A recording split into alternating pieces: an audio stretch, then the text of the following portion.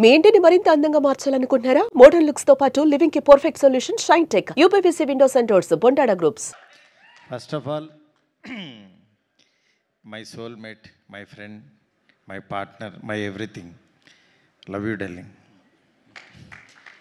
ఎందుకంటే నేను ఎందుకు చెప్తున్నానంటే సిన్సియర్గా ఒక హానెస్ట్గా ఒక సినిమాని కష్టపడితే దాన్ని ముందుకు తీసుకెళ్ళాలని.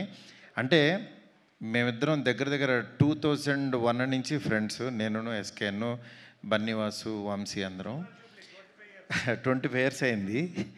అలానే మేము సెలబ్రేట్ చేసుకుంటే అక్కడితో ఆగిపోద్దని దిష్టి తగిలి చెయ్యం.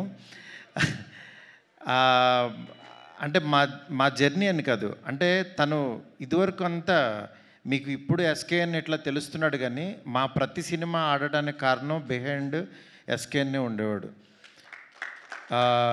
ఎందుకనంటే నేను ఈ రోజుల్లో తీసిన నన్ను వెనకాల ఉండి ఎంకరేజ్ చేసింది ఎస్కేఎన్, శ్రేయస్ శ్రీనివాసు.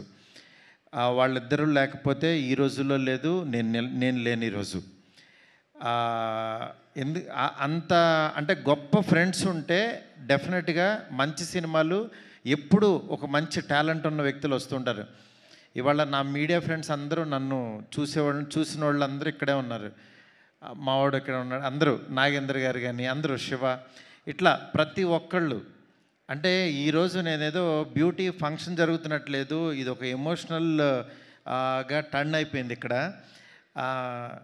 ఈ సినిమాకి ఏంటంటే first 2 years back Vinayaka Chavithi రోజు నాకు సుబ్బు, నాకు మంచి ఫ్రెండు, అయితే ఎప్పుడు గ్రూప్లో మాట్లాడుతూ ఉండేవాడు, ఎప్పుడు ఒక కథ చెప్తూ ఉండాడు. కథ ఆయన క్రైమ్ స్టోరీలు చెప్తూ ఉండేవాడు. కాబట్టి ఎప్పుడు నాకు చెప్పినప్పుడల్లా మీ దగ్గర ఈ పాయింట్ ఉందంటే ఆ పాయింట్ అల్లండి, ఆ పాయింట్ అయితే కనుక నా దగ్గరికి రండి అనేవాడిని. అదే కథ ఈయన చేసి తీసుకొచ్చాడు. చెప్పిన తర్వాత అదే రోజు అన్న, ఈ సినిమా నేను ఎక్కిస్తున్నా, మీరు వెళ్ళిపోండి అన్న. అసలు సుబ్బుతో సినిమా ఏంటి, సుబ్బు కథ ఎక్కించడం ఏంటని మా గ్రూప్లో ఫ్రెండ్సే చాలామంది యాక్చువల్గా అసలు సుబ్బు కథ చేయడమే రాదని చాలామంది, ఎందుకంటే సుబ్బు అలాంటి కంటెంట్ ఇచ్చేవాడు, అందువల్ల సుబ్బుని ఎవరో నమ్మేవాళ్ళు కాదు. ఎందుకంటే ఆయన మాటలు కానీ ఆయన చేతలు వేరు, ఆయన మనసు వేరు. ఈయన చేతల్లోనేమో ఒక క్యారెక్టర్ ఉండేది, లోపలేమో ఇంకో క్యారెక్టర్ ఉండేది. ఆ క్యారెక్టర్ నాకు కనపడేది, మిగిలిన వాళ్ళు ఎవరికి కనపడే కాదు. అంటే ఆయన చూస్తేనేమో లారీ డ్రైవర్ లాగా ఉండేవాడు, అంత సాఫ్ట్ క్యారెక్టర్ కథ ఎలా వేసేవాడు ఈయన, ఇంత బ్యూటీ అని ఎలా రాస్తాడు ఇతను, కోకిల్ అనే టైటిల్ పెట్టి ఆయన ఆహార్యానికి దానికి సంబంధం లేదేంటి అనుకునేవాళ్ళు. నిజంగా అంటే మా ఎస్కే అని చెప్పినట్టు యాక్చువల్గా బుక్ కవర్ చూసి ఈ చెప్పలేమన్నట్టు ఆయన మనసులో నిజంగా చాలా సాఫ్ట్ పర్సనే ఉన్నాడు. వాళ్ళ వైఫ్కిను పిల్లలకి తెలుసు, తర్వాత మేబీ నాకే తెలుసు అనుకుంటున్నాను.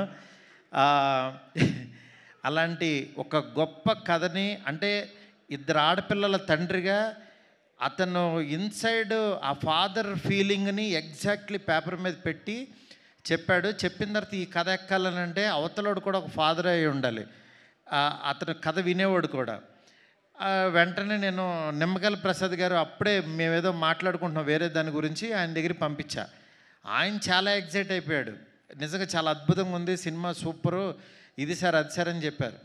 చెప్పిన తర్వాత మళ్ళీ కూర్చుని యాక్చువల్ నిమ్మగల ప్రసాద్ గారికి నచ్చింది, ఎక్కిస్తున్నామని చెప్పాను. దాని తర్వాత ఒకసారి దీనికి ఏంటంటే చాలా ఇన్సెక్యూరిటీ. ఫస్ట్ అసలు కథ కంటే పక్కనోడు మన గురించి ఏమనుకుంటున్నాడు, డైరెక్షన్ డిపార్ట్మెంట్ నమ్మడు, ఇంకెవరినే నమ్మడు ఆయన. ఇంట్లో వాళ్ళ వైఫ్ కూడా ఏంటి పక్క రూమ్లోకి వెళ్ళింది, ఏం మాట్లాడుతుంది అని ఇట్లా ఎక్కువ పాపం ప్రపంచంలో ఎక్కువ దెబ్బలు తినేసి, లారీ దెబ్బలు తినేసి ఆయనకి ఎక్కువ ఏంటంటే అనుమానం ఎక్కువ. చుట్టుపక్కల జనాలు ఏమనుకుంటున్నారు, కిందకి వెళ్ళినోడు ఏం మాట్లాడుతున్నాడు అని పైనుంచి చూడటం, ఇట్లా ఉంటుంది ఆయన క్యారెక్టర్ అంతా.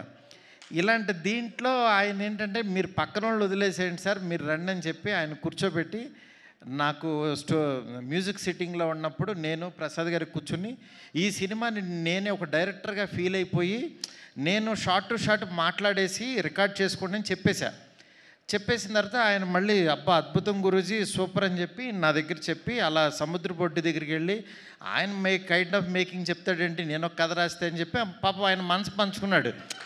అది తప్పులేదు, ఎందుకంటే ఆయన నా స్టోరీని ఆయన చెప్తాడేంటండి, నేను ఎలా అనుకుంటున్నాను ఆయన ఏమనుకుంటున్నాడని. ఆ రోజంతా పాపం చాలా డిప్రెషన్లోకి వెళ్ళిపోయాడు ఈయన. వెళ్ళిపోయి డైరెక్షన్ డిపార్ట్మెంట్ని కూర్చోబెట్టి ఇక్కడ మారుతి ఒకడు ఉంటాడు, నేను ఒకడు ఉంటా, నా వర్షన్ చూడాలి కానీ ఆయన వర్షన్లో నా సినిమా తీయమంటే ఎట్లాగానే డిస్కషన్ పెట్టేవాడు. ఇవన్నీ మీటింగ్ అయిపోగానే వాళ్ళు నాకు ఫోన్ చేసి చెప్పేవాళ్ళు, సార్ మీ గురించి ఇలా అంటున్నాడు. ఆయన బాధ నాకు అర్థమైంది. పాపం ఆయన కథ ఎక్కడ నా ఇన్స్పిరేషన్ వల్ల పాడు చేసేస్తానో అని భయం వేసింది. అది తప్పేం లేదు, ఈవెన్ నేను డైరెక్టర్ అయినా నేను అది ఇదవుతానని నేను పిలిచి, సుబ్బు గారు మీరేం భయపడద్దు, మీరు మాకు నిమ్మకల్ ప్రసాద్ గారికి నచ్చే సినిమా తీయాలని అంటే, పాపం మేబీ మీరు తీయలేకపోవచ్చు, మీరు ఒకసారి ఆలోచించండి అంటే ఆయనే అన్నాడు, అవును సార్ ఈ కథ మిమ్మల్ని, నాకు మీ ఫ్రెండ్షిప్ ముఖ్యం, నాకు మీరు అనుకున్న జెన్యూనిటీ ముఖ్యం, నాకు మాకు కథ లేకపోయినా పర్వాలా, సినిమా లేకపోయినా పర్వాలా, నాకు మీతో జర్నీ ముఖ్యం సార్, నేను ఈ డైరెక్షన్ ఎవరికైనా ఇచ్చేస్తాను అన్నాడు. పాపం ఫస్ట్ డైరెక్షన్ కోసం చేసుకున్న కథ దాన్ని యాక్చువల్గా తను ఇచ్చేశాడు.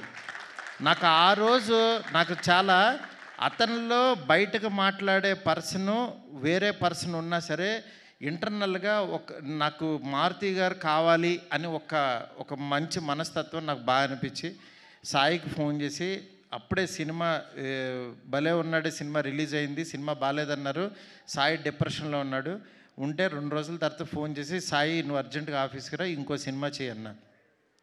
తను చాలా ఎగ్జైటెడ్ నిజంగా. ఎందుకంటే నాకు ఎవరన్నా బాధలో ఉన్నారంటే ఫస్ట్ నాకు భయం వేస్తుంది, ఎందుకంటే ఆ ప్లేస్లో నేను ఉండకూడదని కోరుకుంటాను. అలాంటి దాంట్లో నేను ఎవరన్నా ఆనందంలో ఉన్న పబ్లో పార్టీలన్నా నేను 90% వెళ్ళను, ఎందుకంటే ఆల్రెడీ వాళ్ళు హ్యాపీగా ఉన్నారు, నేను వెళ్ళి వాళ్ళని ఏమి పెంచక్కర్లా. కానీ బాధలో ఉన్నవాడికి నాలాంటి వాడి మాట, నేను తట్టే భుజం చాలా హెల్ప్ అవుతుంది. అది యాక్చువల్గా నేను పెరిగిన వాతావరణంలో మా నాన్న అవ్వచ్చు, మా అమ్మ అవ్వచ్చు, మా ఇంట్లో వాళ్ళ పెంపకం నుంచి అది వచ్చింది నాకు. అందుకే నేను చాలా ఇప్పుడు నాకు పెద్ద సాంగ్స్ మేకింగ్లో ఉన్నా, చాలా బిజీగా ఉన్నా. అలాంటి దాంట్లో కూడా విజయ్ గారిని రోజు మాట్లాడుకుంటూ నేను ఫారెన్ వెళ్ళినా, ఆయన ఏంటంటే మంచి సినిమా తీశాడు బార్బరిక్. నేను పాపం ఆ డైరెక్టర్ కూడా చాలా మంచి డైరెక్టరు. 100 సార్లు చెప్పా, గురు ఆ టైటిల్ బార్బరిక్ అంటే అదేదో బార్బిక్యూ లాగా ఉంది, ఎవరికి అర్థం కాదు, నువ్వు ఆలోచించని 100 టైటిల్స్ పంపించా. రోజు ఒక టైటిల్ చెప్తే ఎక్కదేమో అని లోగోస్ రాసి పంపించేవాడిని. పంపించినా సరే ఆయన ఏంటంటే పాపం ఒక ట్రాన్స్లో ఉన్నాడు. ఆయన ఏంటంటే అది ఆ సినిమా గురించి ఆ కథ బార్బరిక్ అనే ఒక దేవుడని ఫీల్ అయ్యాడు. పాపం మనం ఫీల్ అవ్వటం వేరు, ఆడియన్ ఫీల్ అవ్వటం వేరు. ఆడియన్ మనసులో లేని దేవుణ్ణి మనం తీసుకెళ్ళాం. ఇది చెప్పినా సరే నేనేంటంటే యాజ్ ఎ డైరెక్టర్గా ఇంకో డైరెక్టర్ నేను ఫోర్స్ చేయలేనని యాక్చువల్గా నేను అది సర్లే మీరు నమ్మారు కదా వెళ్ళిపోండి అని చెప్పి అన్నాను. అది అలాగే వెళ్ళిపోయింది. చివరికి యాక్చువల్గా ఆయన మంచి సినిమా తీసి చూడలేదని చెప్పుతో కొట్టుకున్నాడు. నాకు చాలా బాధ అనిపించింది. డైరెక్టరు, కళాకారుడు 10 మందిని క్రియేట్ చేసేవాడు అలాంటి పిచ్చి పనులు చేయొద్దు దయచేసి. ఎందుకు చెప్తున్నానంటే ఆడియన్స్ని రప్పించడానికి ఎన్ని పిచ్చి మాటలు మాట్లాడుతున్నారంటే, బూతులు మాట్లాడుతున్నారు, చొక్కా తీసు తిరుగుతాను అంటున్నారు, అసలు సినిమాలే మానేస్తానంటున్నారు.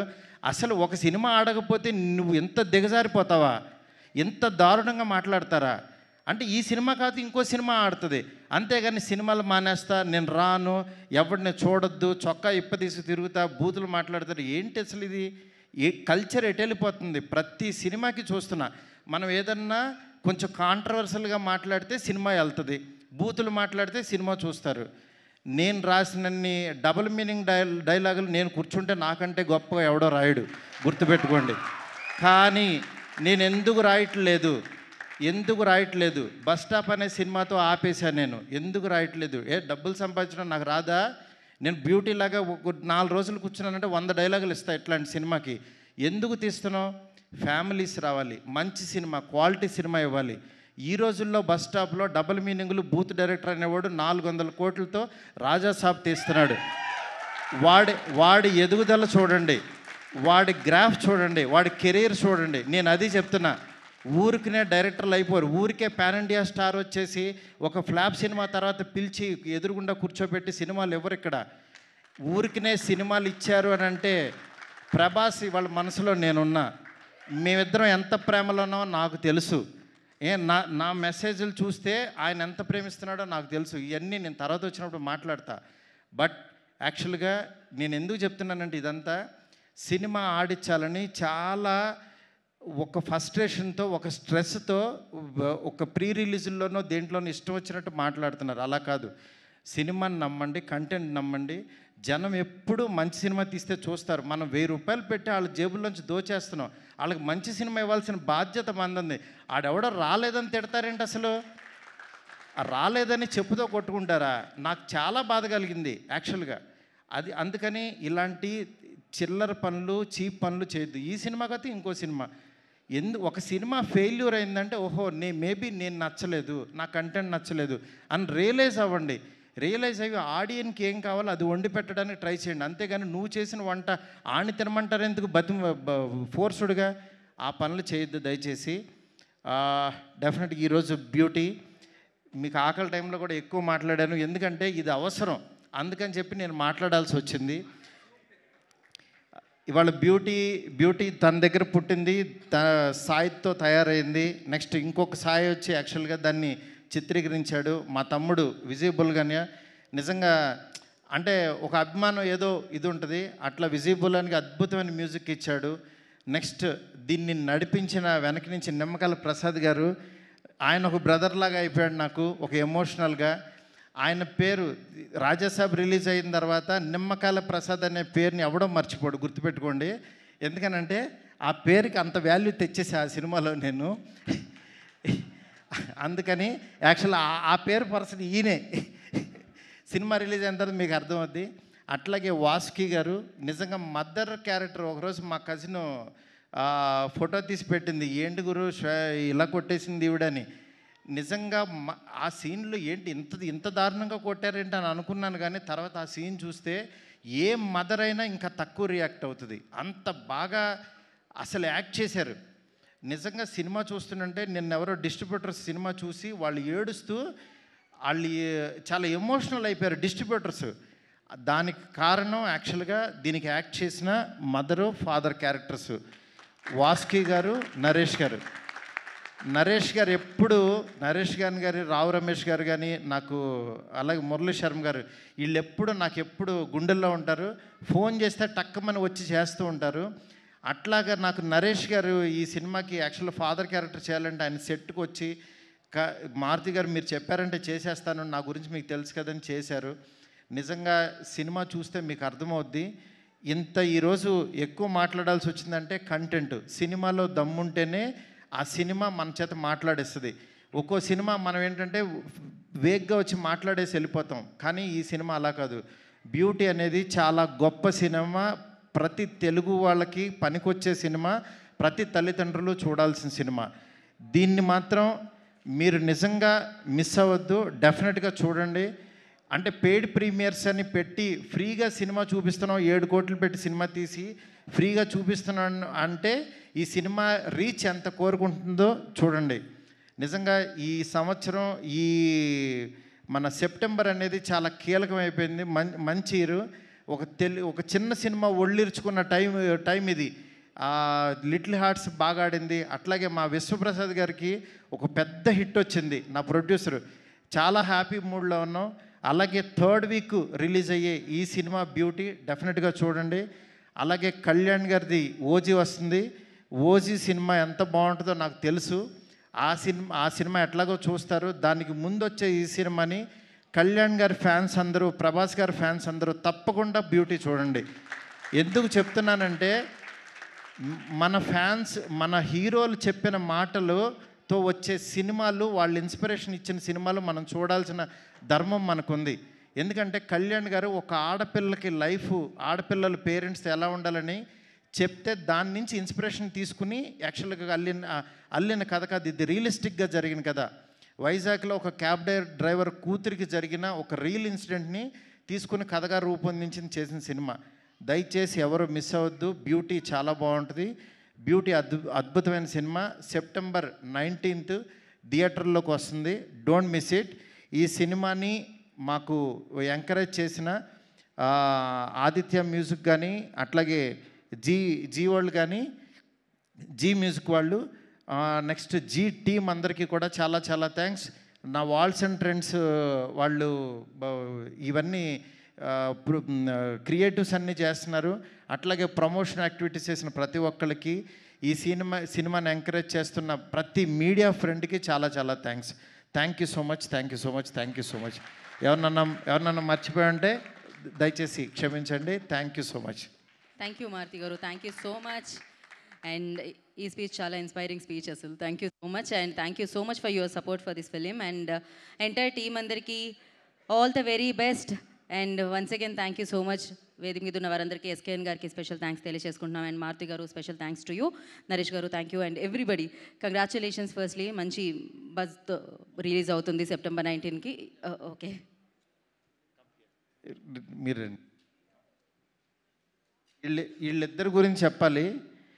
నీ అమ్మాయి ఎంత పెట్టల్లే ఎంత ఉంది, కానీ సినిమా ఎంత బాగా చేసిందంటే అంటే మన తెలుగు ఆడపిల్లలు కూడా అంటే చాలా బాగా యాక్ట్ చేస్తున్నారు.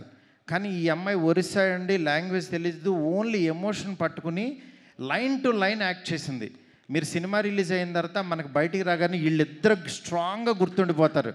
అంత గొప్పగా యాక్ట్ చేశారు. అంకిత్ గురించి యాక్చువల్గా సినిమా అంతా నార్మల్గా ఉంటాడు, లాస్ట్ హాఫ్ అన్ అవర్ ఇంకొక షేడ్లో చూపించాడు. నిజంగా అది కేవలం ఆర్టిస్ట్ అయితేనే చేయగలడు. అది అగైన్ హీ ప్రూవ్డ్. అంటే నేను ఇతను సార్ అంకిత్ మంచి యాక్టర్ ఇది అని చెప్తున్నారు. జోహార్ అనే సినిమా చూశాను, దాని తర్వాత ఈ సినిమా చూసిన తర్వాత మాత్రం అంకిత్ బయట ప్రతి ఒక్కడికి గుర్తుండిపోతాడు. అట్లాగే ఈ సినిమాని ఎడిట్ చేసిన మా ఉద్దవ్కి, ఇంకెవరన్నా మర్చిపోండి సారీ, చాలా చాలా thanks. Thank you all.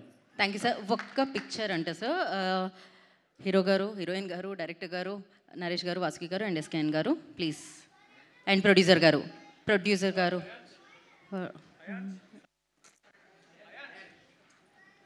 Yeah producer గారు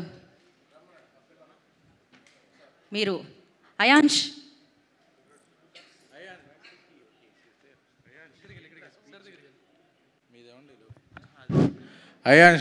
నీ అనేది చూస్తుంటే మొన్న టూరిస్ట్ ఫ్యామిలీ అనే సినిమా చూసా, అందులో చిన్నబాబు భలే డ్యాన్స్ చేశారు. అలా ఆ ఇది గుర్తొచ్చింది. ఆల్ ద బెస్ట్ నాన్న.